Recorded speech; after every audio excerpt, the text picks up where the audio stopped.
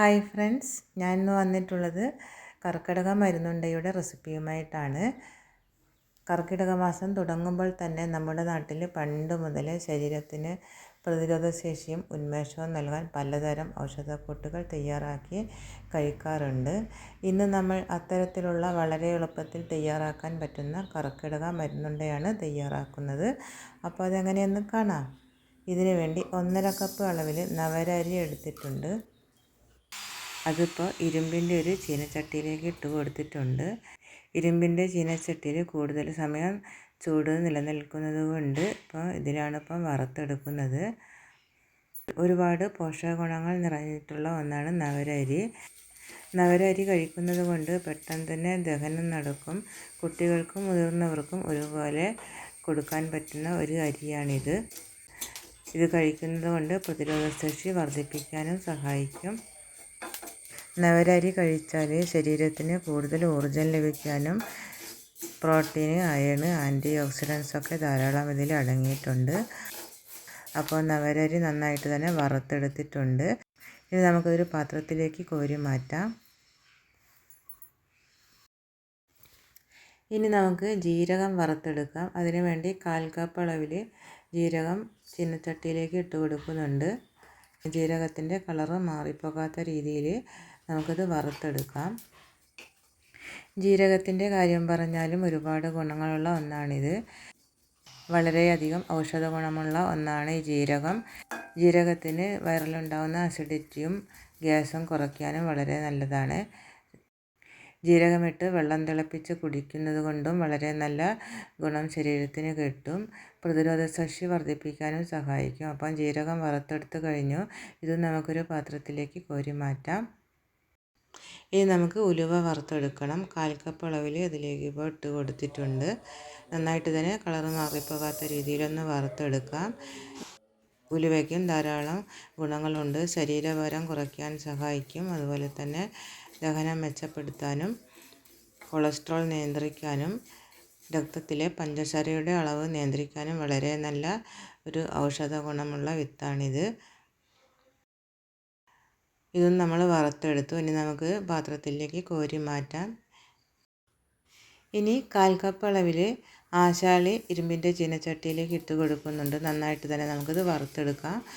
കൂടുതൽ സമയം നമ്മളിത് വറുത്തെടുക്കണ്ട, പെട്ടെന്ന് തന്നെ ഇത് മുരിഞ്ഞ് വരുന്നതാണ്. ഇതിനും ധാരാളം ഗുണങ്ങളുണ്ട്. അയണും ഫോളിക് ആസിഡും കൂടുതലായിട്ടും ഇതിൽ അടങ്ങിയിട്ടുണ്ട്.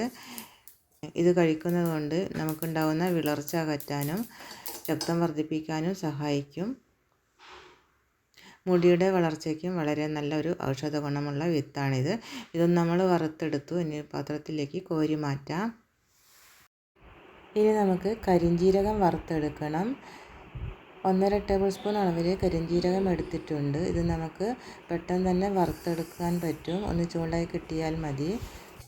ഇതിനും ഒരുപാട് ഗുണങ്ങളുണ്ട്. ശരീരത്തിലെ പ്രതിരോധശേഷി വർദ്ധിപ്പിക്കാനും വയറ്റിലുണ്ടാകുന്ന ഗ്യാസ് ട്രബിൾസൊക്കെ കുറയ്ക്കാനും വളരെയധികം സഹായിക്കും.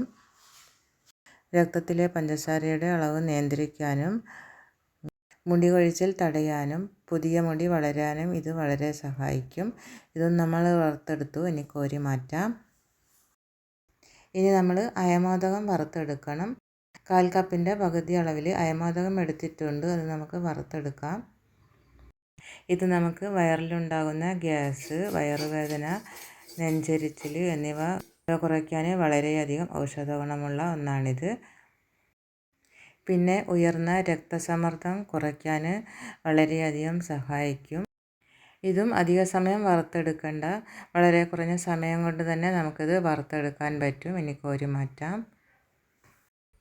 ഇനി 1/4 കപ്പ് അളവിൽ ബദാം എടുക്കുന്നുണ്ട്. ബദാം നമുക്കൊന്ന് ചൂടാക്കി എടുക്കാം. ബദാം കഴിക്കുന്നത് കൊണ്ട് നമുക്ക് ഓർമ്മശക്തി വർദ്ധിപ്പിക്കാനും ഏകാഗ്രത ഉണ്ടാകാനും അതുപോലെ ചർമ്മത്തിന് നല്ല ഭംഗി വയ്ക്കാനും വളരെ നല്ല ഒരു ഔഷധ ഗുണമുള്ള വിത്താണിത്. ഇതും നമ്മൾ വറുത്തെടുത്തു. ഇനി നമുക്കിത് കോരി മാറ്റാം. ഇനി നമുക്ക് എള്ള് വറുത്തെടുക്കാം. 1/4 കപ്പ് അളവിൽ എള്ള് കഴുകി എടുത്തിട്ടുള്ളതാണ്.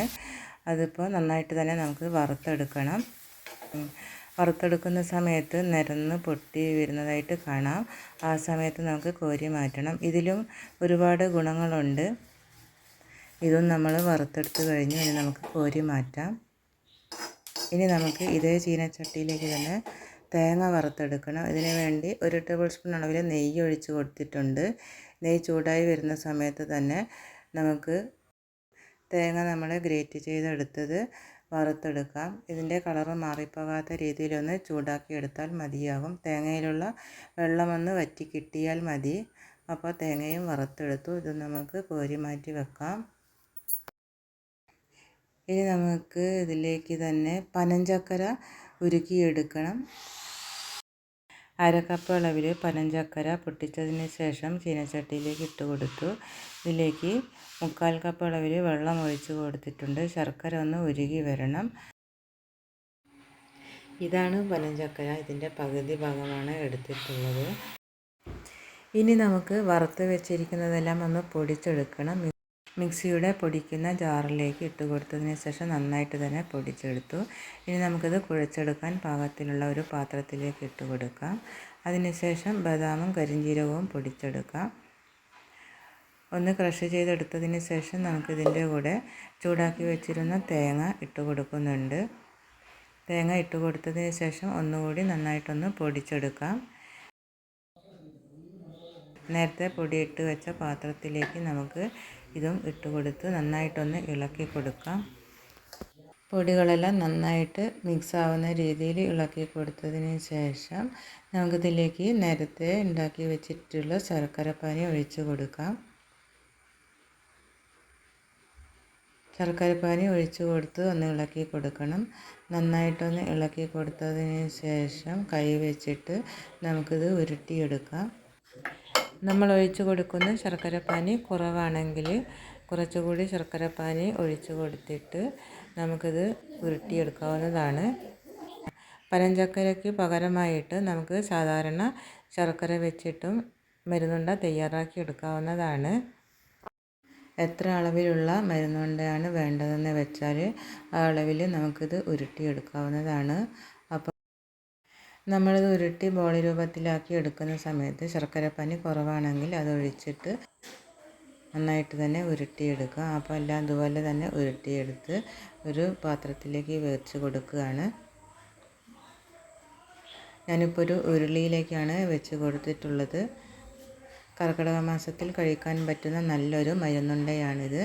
നിങ്ങളും ഇത് ഉണ്ടാക്കി നോക്കുക. നിങ്ങൾക്ക് റെസിപ്പി ഇഷ്ടമായെന്ന് വിചാരിക്കുന്നു. ഇഷ്ടമാവുകയാണെങ്കിൽ പ്ലീസ് ഒന്ന് ലൈക്ക് ചെയ്യണേ. പിന്നെ കമൻസൊക്കെ അറിയിക്കാനും സബ്സ്ക്രൈബ് ചെയ്യാനും മറക്കരുത്. അടുത്ത നല്ലൊരു വീഡിയോ ആയി വരുന്നത് വരെ ബൈ.